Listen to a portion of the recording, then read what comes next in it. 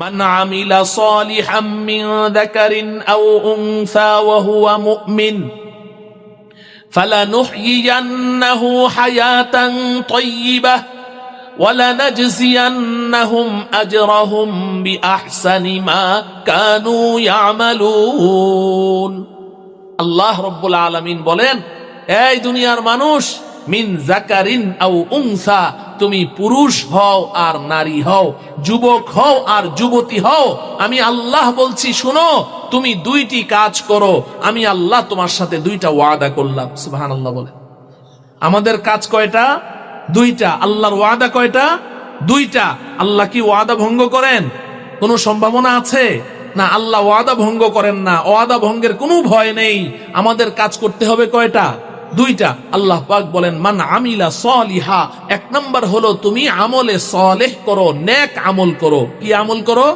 নেক আমল কি আমল করতে হবে নেক আমল করতে হবে মান আমিলা সলিহা তুমি নেক আমল করো মিন যাকারিন আও উনসা পুরুষ হও আর মহিলা হও ওয়া হুয়া মুমিন দুই নাম্বার হলো ঈমানের সাথে করো কিসের সাথে নেক আমল করতে হবে কি করতে হবে নেক আমল সবাই বলেন কি করতে হবে নেক আমল করতে হবে ঈমানের সাথে করতে হবে বলেন কিসের সাথে করতে হবে কিসের সাথে করতে হবে ঈমানের সাথে বাস কাজ কয়টা দুইটা এক নাম্বার নেক আমল করতে হবে সবাই বলেন এক নাম্বার কি নেক আমল করতে হবে দুই নাম্বার কিসের সাথে করতে হবে ঈমানের সাথে করতে হবে করতে পারবো তো ইনশাআল্লাহ দুইটা কাজ শুধু ও আমার প্রিয় যুবক ভাই এখন প্রশ্ন হলো নেক আমল কাকে বলে এটা একটু বুঝো নেক আমল শুধু করার নাম নয় নেক আমল ছাড়ারও নাম করার কাজ করতে হবে ছাড়ার কাজ করার কাজ বলো সবাই বলো করার কাজ ছাড়ার কাজ করার কাজ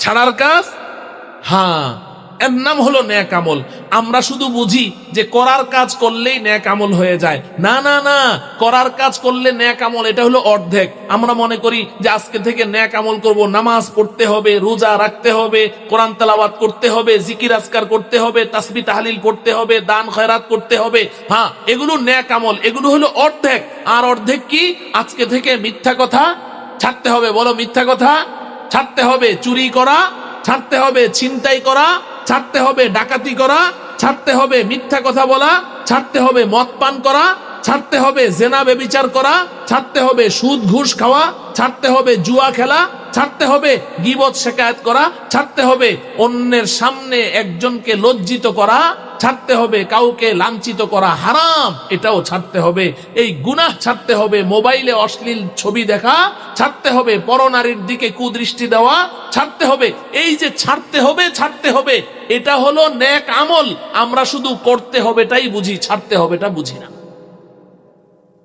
আমাদের বড় সমস্যা হলো এটা তাইলে নেক আমল অর্থ করার কাজ করতে হবে ছাড়ার কাজ যদি আমি শুধু করার কাজ করি ছাড়ার কাজ ছাড়ি না কত মানুষ সমাজে নামাজ পড়ে কিন্তু বাজারে গিয়ে ভেজাল মাল বিক্রি করে মিথ্যা কথা বলে ব্যবসা বাণিজ্য করে আছে না নাই কারো কাছ থেকে ওই ঋণ নেয় ঋণ পরিশোধ করে না দোকানে বাকি খায় কিন্তু টাকা দেয় না আছে না নাই আছে অথচ নামাজ পড়তেছে নামাজি মানুষ কেন এটা করে ও মনে করে আমি তো নামাজ পড়তেছি আমি তো রোজা রাখি আমি তো তাসবিহ পড়ি জিকির করি আমি তো নেক আমল করি না বন্ধু করার কাজ করতে হবে এটার চেয়ে বেশি গুরুত্বপূর্ণ হলো ছাড়ার কাজ ছাড়তে হবে দুই বন্ধু মাছ মারতে গেছে দুই বন্ধু কি মাছ মারতে গেছে মাছ মেরে যেই পাত্রের মধ্যে মাছ রাখে ওটাকে আপনারা কি বলেন হ্যাঁ খালই না খলাই না ডুলা ডুলা বুঝেন আচ্ছা ডুলা বুঝেন ডুলা বুঝলে ডুলাই বলি তো দুই বন্ধু মাছ মারতে গেছে এক বন্ধু ও ওই নদীর মধ্যে খালি জাল ফেলতে দেরি আর জাল ভরে ভরে মাছ উঠে আরেক বন্ধু জাল ফালায় দুইবার তিনবার ফালাইলে কয়েকটা মাছ মাত্র পায় এখন যেই বন্ধু খালি জাল ফেললেই মাছ মানে ভরে উঠে জাল ভরে মাছ উঠে এই বন্ধু মাছগুলো তোলে যেই ডুলার মধ্যে রাখে ডুলার তলার মধ্যে এত বড় একটা ছিদ্র আর যেই বন্ধু দুই তিনবার জাল ফেললে এই দুই চারটা মাছ পায় ওর ডুলাটা ভালো কোনো ছিদ্রি নাই এবার বলেন সন্ধ্যাবেলা দুই বন্ধু মাছ মারা শেষ করে ডুলা নিয়ে বাড়িতে গেল যেই বন্ধু জাল ভরে ভরে মাছ ধরলো ওর ডুলার মধ্যে মাছ আছে কয়টা হ্যাঁ একটাও নাই আর যেই বন্ধু এই দুই চারটা করে মাছ পাইলো ওর ডুলার মধ্যে যেই কয়টা মাছ রেখেছে সবগুলোই কি ঠিকঠাক আছে। এই কথাটা বুঝে আসছে? নবীজি সাল্লাল্লাহু আলাইহি সাল্লাম একদম এই কথাটা বলেছেন, রুব্বা কাসিয়াতিন ফিদ দুনিয়া আরিয়াতুন ফিল আখিরাহ। এই পৃথিবীতে অনেক মানুষ এমন আছে খুব আমল করে, নামাজ পড়ে, রোজা রাখে, হজ করে, হাজী সাহেব, যাকাত দেয়, দান খয়রাত করে, তাসবিহ তাহলিল করে, জিকির আজকার করে, খুব আমল করে, কিন্তু হাসরের ময়দানে গিয়ে দেখবে তার নেকির ডুলাটা খালি, কিচ্ছু নেই। নাউজুবিল্লাহ পড়ে না? জিজ্ঞাসা করবে রব্বুল আলামিন, ব্যাপারটা কি? আমি এত নামাজ রোজা করলাম, এত জিকির আজকার করলাম, এত দান খয়রাত করলাম, আমার নেকির ডুলা খালি কেন? ও আমার প্রিয় যুবক ভাই, আল্লাহ পাকের পক্ষ থেকে কি জবাব দিবে জানো? বলবে, রে হতভাগা, রে হতভাগিনী, তুই তো প্রচুর আমল করেছিস, আমি আল্লাহ তো অন্ধ নই, আমি সব দেখেছি, তোর নামাজ রোজা হজ যাকাত সবই দেখেছি, কিন্তু তুই একদিকে যেমন প্রচুর আমল করতিস, অপরদিকে অমুক অমুক পাপ আর গুনাহে তোর অভ্যাস ছিল। তোকে যতই বুঝানো হয়েছে তুই ওই পাপটা ছাড়িস নাই, ওই গুনাহটা ছাড়িস নাই, তোর ওই পাপ আর গুনাহ তোর নেকির ডুলার তলা ছিদ্রি করে দিয়েছে, সব নেকি পড়ে গেছে। নাউজুবিল্লাহ পড়েন। এজন্য আমার প্রিয় ভাই, যত সামান্য যতটুকু নেক আমল করি, নেকিগুলা যদি ঠিকঠাক রাখতে হয় তাহলে গুনাহ থেকে বাঁচতে হবে। গুনাহ থেকে না বাঁচলে ডুলার তলা ছিদ্রি হয়ে যাবে। পারবো তো ইনশাআল্লাহ? তাহলে নেক আমল মানে করার কাজ করব। বলেন, করার কাজ, ছাড়ার কাজ, করার কাজ, ছাড়ার কাজ, ইনশাআল্লাহ। আল্লাহ আমাদেরকে তৌফিক দান করেন। তাহলে আল্লাহ পাক বলছেন, বান্দা দুইটা কাজ করো। এক নম্বর, নেক আমল করো। কিসের সাথে? ইমানের সাথে। বলেন, কিসের সাথে? কাজ কয়টা? এবার আল্লাহর ওয়াদা কয়টা? আল্লাহ পাকের ওয়াদা শুনেন। এক নম্বর ওয়াদা আল্লাহ বলছেন, ফালানুহইয়ান্নাহু হায়াতান তাইয়্যিবা। ও বান্দা, ও বান্দি, তুই যদি এই দুইটা কাজ করতে পারিস, নেক আমল করবি, ইমানের সাথে করবি, তুই তো এই নেক আমল করেছিস, ইমান এনেছিস পরকালের জন্য, আখিরাতে সুখ শান্তির জন্য, জান্নাতের মালিক হওয়ার জন্য, জাহান্নাম থেকে বাঁচার জন্য।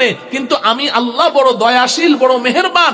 আমি আল্লাহর প্রথম ওয়াদা আমি তোর সাথে করছি, প্রথম ওয়াদা করছি, ফালানুহইয়ান্নাহু হায়াতান তাইয়্যিবা। তোর এই দুনিয়ার জীবনটাকে আমি আল্লাহ সুখ শান্তি আর ইজ্জত সম্মান দিয়ে ভরপুর করে দেব।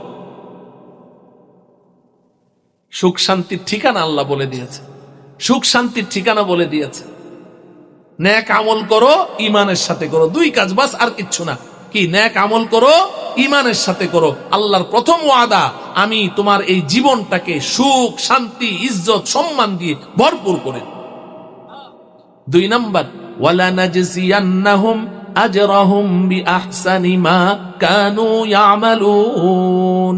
ও বান্দা, ও বান্দি, তুই দুনিয়াতে নেক আমল করেছিস, ইমানের সাথে করেছিস, আয় এবার হাসরের ময়দানে আয়। তুই দুনিয়াতে যে নেক আমলগুলো করেছিলি, আমার ভয়ে গুনাহগুলো ছেড়ে দিয়েছিলি, এর বিনিময়ে তুই যে কিছু নেকির মালিক হয়েছিস না, আয় হাসরের ময়দানে দেখ আমি কি করি। আমি তোর ওই নেকিগুলোকে বাড়াতে বাড়াতে বাড়াতে বাড়াতে কোটি কোটি গুণ বৃদ্ধি করে তারপরে আমি তোর হাতে তুলে দেব। আল্লাহ রব্বুল আলামিন আমাদের সকলকে এই কথাগুলোর উপর আমল করে দুনিয়ার জীবনটাকে সুখ শান্তিতে কাটিয়ে হাসরের ময়দানে আল্লাহ পাকের দরবারে হাজিরি দেওয়ার তৌফিক দান করুন।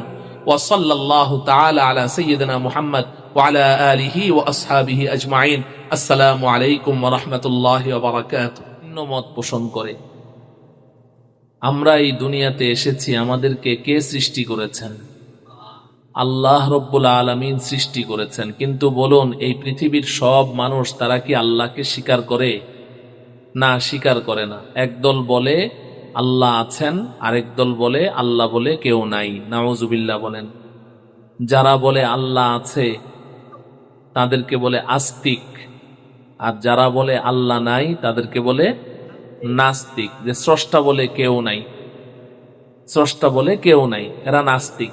আর যারা স্রষ্টাকে স্বীকার করে এরা কি? আস্তিক। তো দুই দল হয়ে গেল স্রষ্টার ব্যাপারে। এখন যারা আস্তিক, যে স্রষ্টাকে স্বীকার করে, এদের মধ্যে আবার দলের শেষ নাই। খ্রিস্টানরা তারাও বলে স্রষ্টা আছে কিন্তু 3 জন। নাউজুবিল্লাহ পড়েন। ইহুদিরা বলে স্রষ্টা আছে কিন্তু 2 জন। নাউজুবিল্লাহ বলেন। হিন্দুরাও বলে স্রষ্টা আছে কিন্তু 33 কোটি। ওরা দেবতা কতজন মানে? 33 কোটি প্লাস। কিন্তু আমরা কি বলি? স্রষ্টা কয়জন? একজন। তাহলে দেখেন এই স্রষ্টাকে নিয়েও কত দ্বিমত, তাই না? সব ব্যাপারে মানুষ দ্বিমত পোষণ করে। আমরা যারা স্রষ্টা একজন মানি, মুয়াহিদ, একত্ববাদে বিশ্বাসী, আল্লাহ রব্বুল আলামিন তার নিজের পরিচয়ও দিয়েছেন সূরা ইখলাসের মধ্যে, কুল হুয়াল্লাহু আহাদ। আপনি বলুন যে আল্লাহ এক, অদ্বিতীয়, আল্লাহুস সামাদ, আল্লাহ মুখপেক্ষীহীন, লাম ইয়ালিদ ওয়া লাম ইউলাদ, আল্লাহ কোনো সন্তান জন্ম দেননি আর আল্লাহকেও কেউ জন্ম দেয়নি। ওয়া লাম ইয়াকুল্লাহু কুফুয়ান আহাদ, আল্লাহ পাকের সমকক্ষ কেউ নেই। তো আল্লাহ নিজের পরিচয় দিয়েই বলছেন যে আল্লাহ এক, অদ্বিতীয়, আল্লাহ একজন। তো এখন আমরা সবাই বলি আল্লাহ একজন, এখন আবার আমাদের মধ্যেও কত ঝগড়া, সব ব্যাপারে দ্বিমত।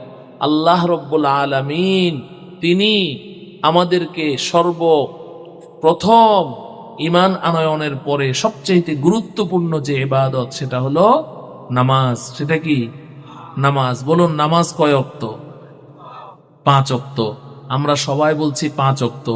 আমি যেখানে থাকি গাবতলী, আমার মসজিদের পাশে এক ভদ্রলোক থাকেন 1-1.5 কিলোমিটার ফাঁকে, উনি বলেন নামাজ 3 ওয়াক্ত। নাউজুবিল্লাহ বলেন। ওনার অনেক অনুসারী আছে, ওখানে ভক্ত আছে। সে বলে যে না, কোরআনে কোথাও 5 ওয়াক্তের কথা নাই, 3 ওয়াক্তের কথা আছে। 5 ওয়াক্ত সে পড়ে না, সেও 3 ওয়াক্ত পড়ে, তার অনুসারীরাও কি 3 ওয়াক্ত পড়ে।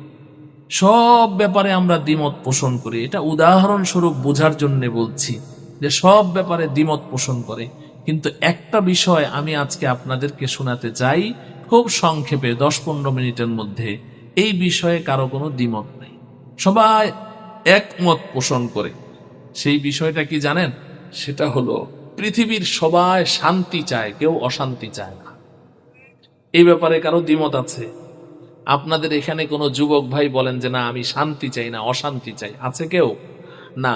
পৃথিবীতে সমস্ত মানুষ, ব্যক্তি হোক, দল হোক, সংগঠন হোক, সবার একই কথা, আমি শান্তি চাই।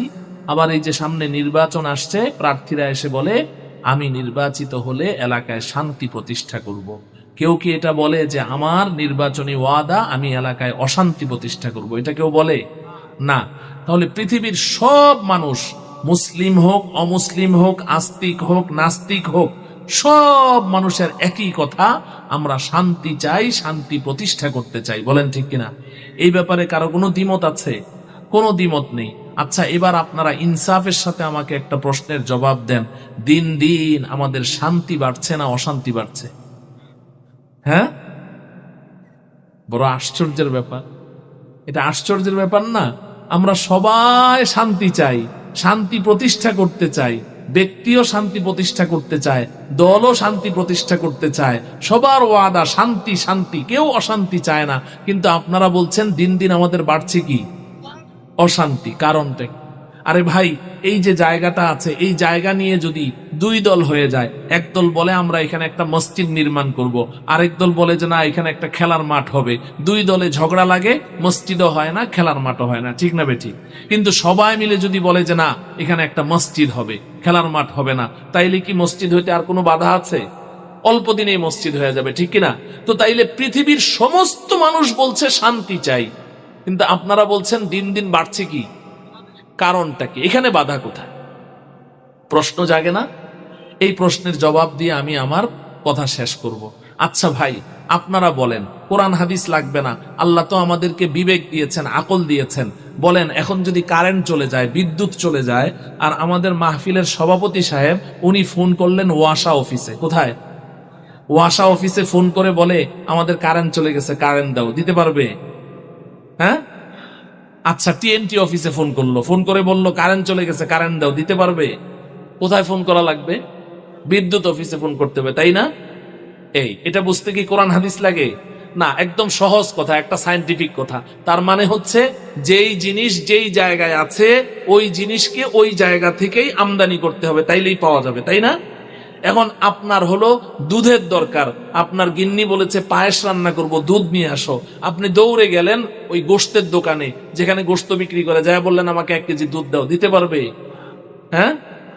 অথবা যদি মাছওয়ালার কাছে গিয়ে বলেন আমাকে দুধ দাও, দিতে পারবে না? দুধ হইলে কার কাছে যাইতে হবে? দুধের জন্য দুধওয়ালার কাছে যাইতে হবে, মাছের জন্য মাছওয়ালার কাছে যেতে হবে, গোশতের জন্য গোশতওয়ালার কাছে যাইতে হবে, তাইলে তো পাওয়া যাবে। আচ্ছা, এবার আপনারা বলেন শান্তির মালিক কে? অশান্তি দাতাও কে? আল্লাহ। শান্তি অশান্তি সব কার হাতে? এই ঈমান আছে সবার? সবার এই বিশ্বাস আছে? তো তাইলে আমি যদি শান্তি চাই তাহলে কার কাছে চাইতে হবে শান্তিটা? কার কাছে ধন্না দিতে হবে? আল্লাহর কাছে। কিন্তু সমস্যাটা আমাদের এই জায়গায়, যেখানে শান্তির গোডাউন ওই জায়গায় ধন্না না দিয়ে যেটা অশান্তির গোডাউন, ওই অশান্তির গোডাউন থেকে আমরা শান্তি আমদানি করতে চাই। আর এই অশান্তির গোডাউনটা কি? আল্লাহর দুশমন। এদের কাছে শান্তি আছে না অশান্তি আছে? হ্যাঁ, এটা মনে হয় আমাকে খুশি করার জন্য বলছেন না, বুঝে শুনে বলছেন। ইউরোপিয়ানদের কাছে শান্তি আছে, আমেরিকানদের কাছে শান্তি আছে। শান্তি কার কাছে? আল্লাহর কাছে। আমাদের সমস্যাটা হলো আমরা চাই শান্তি, আমরা চাই বিদ্যুৎ, কিন্তু বারবার ওয়াসা অফিসে ফোন করছি, বারবার টিএনটি অফিসে ফোন করছি, একটা বারও আমরা বিদ্যুৎ অফিসে ফোন করে সেখানে ধর্ণা দিচ্ছি না। আমাদের সমস্যাটা এই জায়গায়। আমরা সবাই জানি যে শান্তি আল্লাহর হাতে, কিন্তু আমরা আল্লাহর দুশমন, ওই অমুসলিম। এই কারণে আজকে আমার প্রিয় যুবক ভাইয়েরা, তোমরা মনে কষ্ট নিও না, এখানে যুবকদেরকে বেশি দেখছি তাই আমি কথাগুলো বলছি। আসলে তো কনকনে শীত, লম্বা কথা বলা যাবে না। আর আসলামও দেরি করে, আবার কথা শুরু করলামও দেরি করে মাদ্রাসার স্বার্থে। যাই হোক, শোনেন, এই যে যুবকরা আপনারা যে সেলুনে যান, সেলুনে চুল কাটতে, তো চুল কাটতে গেলে সেলুনের সামনে যে একটা থাই গ্লাস থাকে, এই গ্লাসের সামনে কতগুলো ছবি থাকে, তাই না? এগুলো কি গত 10-15 বছর আগে ছিল না? ইদানিং নতুন নতুন দেখা যাচ্ছে। এখানে যে এই বিভিন্ন এই মাথার ছবি, অনেকগুলো ডর্জনে ডর্জনে মাথার ছবি দেয়া থাকে, এক একটা মাথায় এক একটা কাটিং, চুলের কাটিং। আচ্ছা, ওখানে হাফিজি হুজুরের মাথার ছবি আছে, শাইখুল হাদিস সাহেব হুজুর রহমতুল্লাহ আলাইহি মাথার ছবি, মুফতি আমিনী সাহেব রহমতুল্লাহ আলাইহি মাথার ছবি, হাটহাজারীর হযরত আহমদ শফি রহমতুল্লাহ আলাইহির মাথার ছবি। হ্যাঁ, কোন আলেম, কোন আল্লাহর ওলির মাথার ছবি আছে? ওখানে ছবিগুলো কার? আল্লাহর দুশমনদের। কার ছবি? কথা বলে না, আল্লাহর দুশমনদের। ইহুদি, খ্রিস্টান, হিন্দু, বৌদ্ধ, কোন খেলোয়াড়, কোন নর্তকী, কোন আপনার মডেল তারকা, কোন গায়ক ইত্যাদি, এদের মাথার ছবিগুলো ওখানে কেন রেখেছে? কারণ যুবকরা গিয়ে ওখান থেকে একটা চুজ করে, আমাকে ওই কাটিংটা দাও, আমাকে ওই কাটিংটা দাও।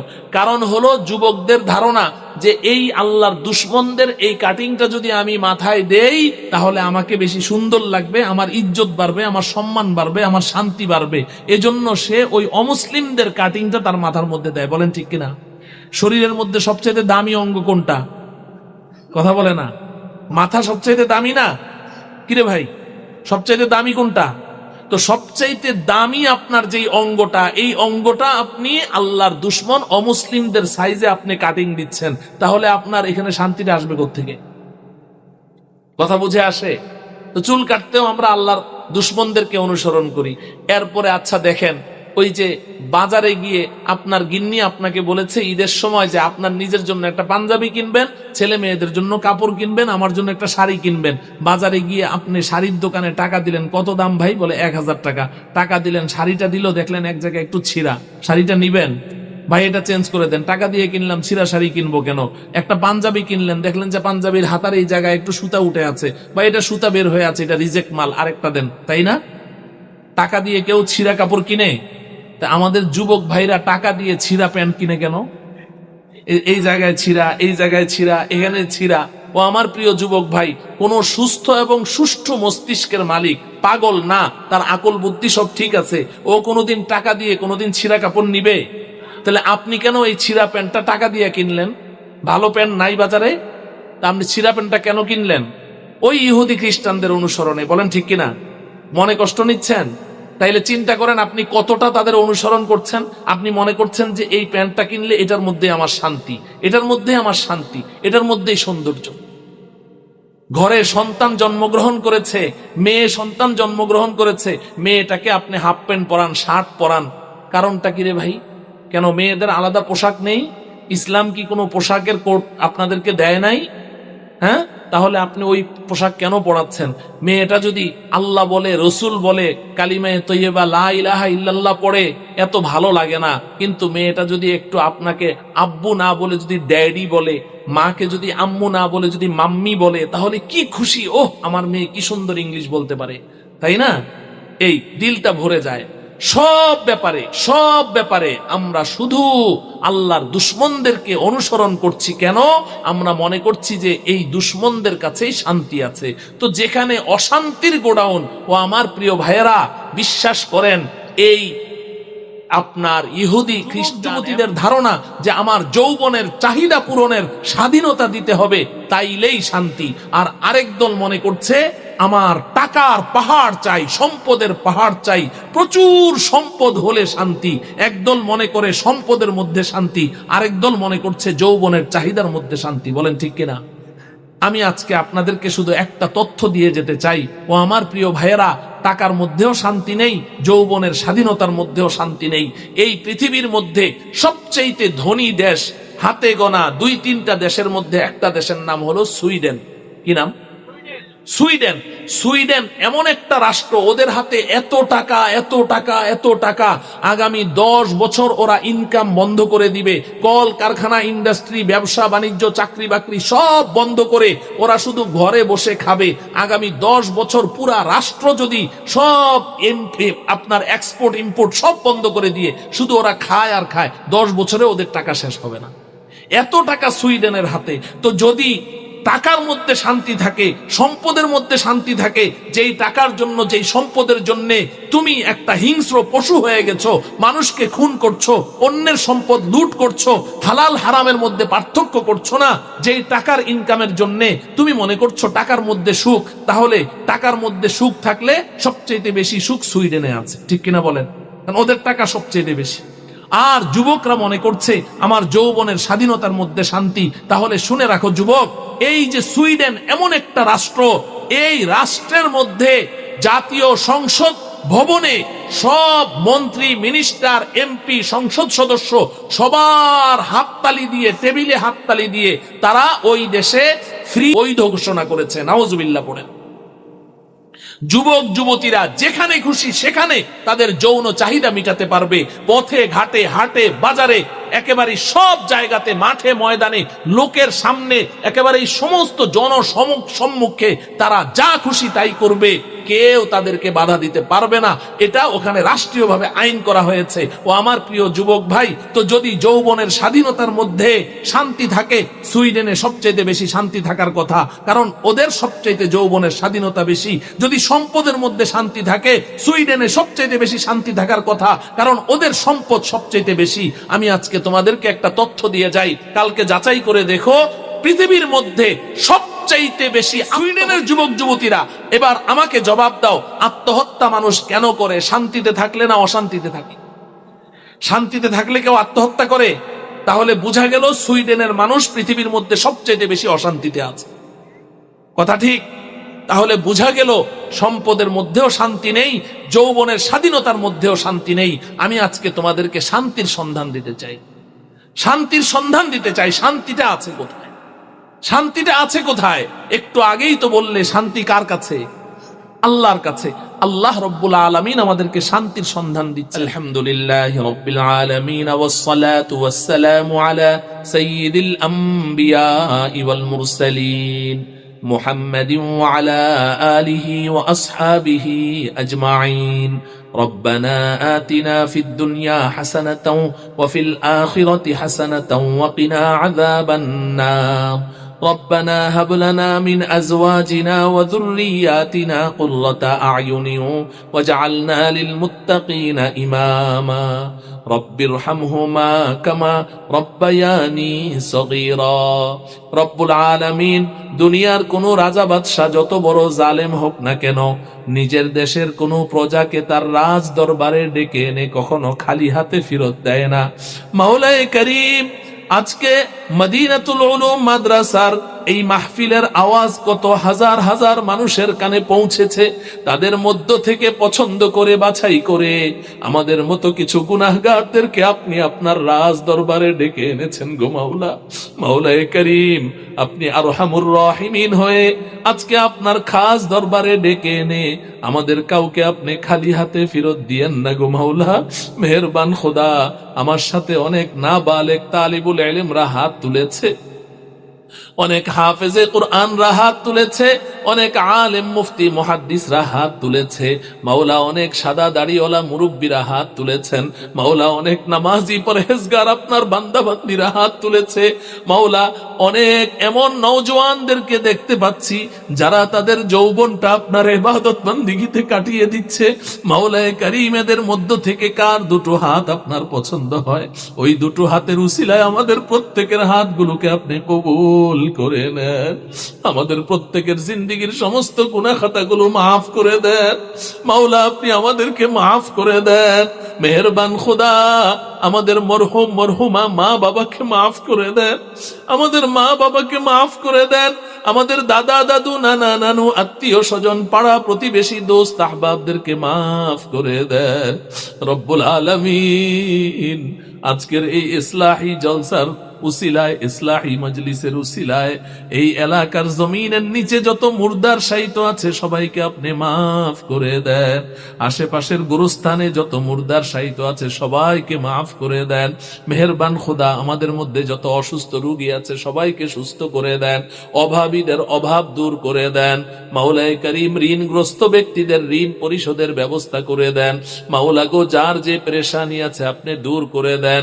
আমার যুবক ভাইদের মধ্যে কেউ বেকার থাকলে তাকে সম্মানজনক কাজের ব্যবস্থা করে দেন রব্বুল আলামিন। কারো ঘরে অশান্তি থাকলে দূর করে দেন, স্বামী স্ত্রীর মধ্যে অমিল থাকলে আপনি মিল মোহাব্বত বাড়িয়ে দেন, কারো সন্তান মা বাবার অবাধ্য থাকলে ওই সন্তানকে নেককার পরহেজগার বানিয়ে দেন রব্বুল আলামিন। আজকের এই মাহফিলের উসিলায় কারো ঘরে যদি বিবাহের উপযুক্ত কন্যা সন্তান থাকে অতি সহজে অতি দ্রুত বিবাহের ব্যবস্থা করে দেন মাওলা গো। যারা আমার সাথে হাত তুলে আমিন আমিন বলছে, কার মনে কি চাওয়া আছে আমি কিছুই জানি না গো মাওলা, আপনি অন্তর্যামী, প্রত্যেকের মনের সমস্ত জায়েজ আশাগুলোকে আপনি পুরা করে দেন, জীবনের সমস্ত নেক দোয়াগুলোকে কবুল করে নেন মাওলায়ে করিম। যেই মাদ্রাসার উদ্যোগে আজকের এই মাহফিলের আয়োজন, এই মাদ্রাসাখানাকে আপনি কিয়ামত পর্যন্তের জন্য কবুল করে নেন, এই মাদ্রাসার সমস্ত হাজাতকে আপনার গায়েবী খাজানা থেকে পুরা করে দেন। মাদ্রাসায় স্থায়ী ভূমির প্রয়োজন মাওলা, একটি প্রশস্ত স্থায়ী জমিনের ব্যবস্থা করে দেন, উন্নত ভবনের ব্যবস্থা করে দেন। মাদ্রাসার ছাত্রছাত্রীরা এরা আপনার মেহমান, আমরা ফকির, আমরা গরিব, আমরা মুহতাজ, আমরা আপনার মেহমানদের যথোপযুক্ত মেহমানদারি করার কোনোই যোগ্যতা রাখি না গো মাওলা, আপনি আপনার মেহমানদের শান অনুযায়ী ব্যবস্থা করে দেন গো মাওলা রব্বুল আলামিন। যারা এই মাদ্রাসা পরিচালনা করছেন, যারা পড়াচ্ছেন, যারা পড়ছেন, যারা তাদের সন্তানদেরকে মাদ্রাসায় দিয়েছেন, যারা এই মাদ্রাসায় দান খয়রাত করেন, মাদ্রাসার বিপদে আপদে মাদ্রাসার পাশে এসে দাঁড়ান, তাদের সবাইকে আপনি আপনার প্রিয় বান্দা বান্দীদের মধ্যে শামিল করে নেন রব্বুল আলামিন। আমাদেরকে ঈমানি জিন্দেগি নসিব করেন, ঈমানি মওত নসিব করেন, হাসরের